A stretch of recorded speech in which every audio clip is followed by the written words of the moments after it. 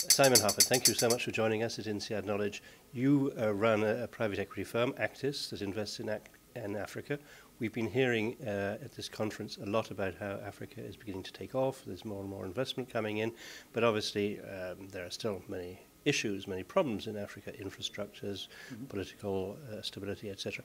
Could you give us your view of where Africa stands? What are the opportunities? What are the risks? Certainly. Just to be clear, I run part of the African team, not the entire firm. But you're right, and we've been investing in Africa for 60 years. So we've seen it through a lot of change. And the good news is that there's a very positive trajectory now, the last 5-10 years, which obviously this conference is discussing. Politically, a lot more countries are moving to democracy, and the political outlook is more predictable and stable. Economically, a lot more countries are stabilising their macroeconomics, and obviously as an investor you need to be able to have a degree of certainty on the macroeconomics, inflation and the economic management and currency and so on. But obviously one of the issues with Africa, you're not talking one continent like you would be with, one country as you would be with India or China or Brazil. So some of the very big other emerging markets, you're talking 54 odd countries. And so clearly one of the lessons is that you need to be very thoughtful about where in Africa you're trying to operate, where you're trying to invest, and the huge differences between the many, many different African countries.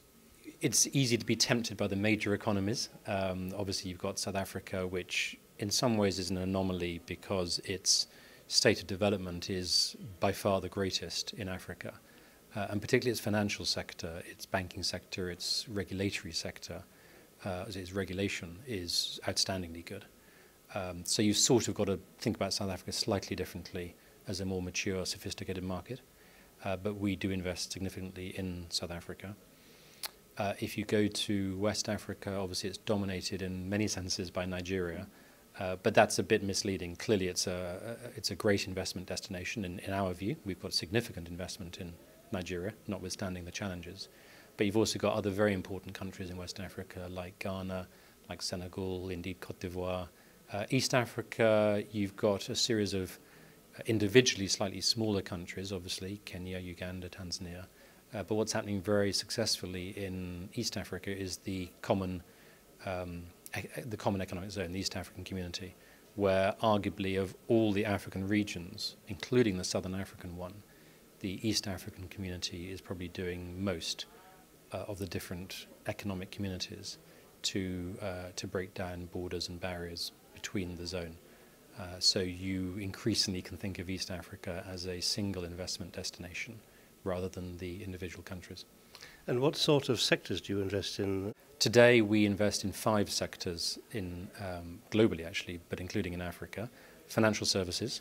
And as you've heard in the conference, financial services is becoming more and more sophisticated and liquid and broad in Africa. So it's not just banking, it's insurance, it's payments, it's mortgages and so on. Consumer, you've heard amply about the growth of the African consumer, and that's absolutely true.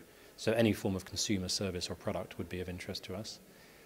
Business services is probably a bit less developed in Africa in general, so sort of B2B organizations, but in the more sophisticated markets like South Africa, it's important. And then the other 2 would be power. Clearly, you've heard in the conference, it's a huge issue, the deficit of power, including actually in South Africa. So power generation and power distribution and power transmission we invest in, and we also have a strong focus on trying to find renewable power investments to try and be responsible on climate change. And the last one is real estate. Thank you very much, Simon Harford, for joining us at INSEAD Knowledge. Thank you.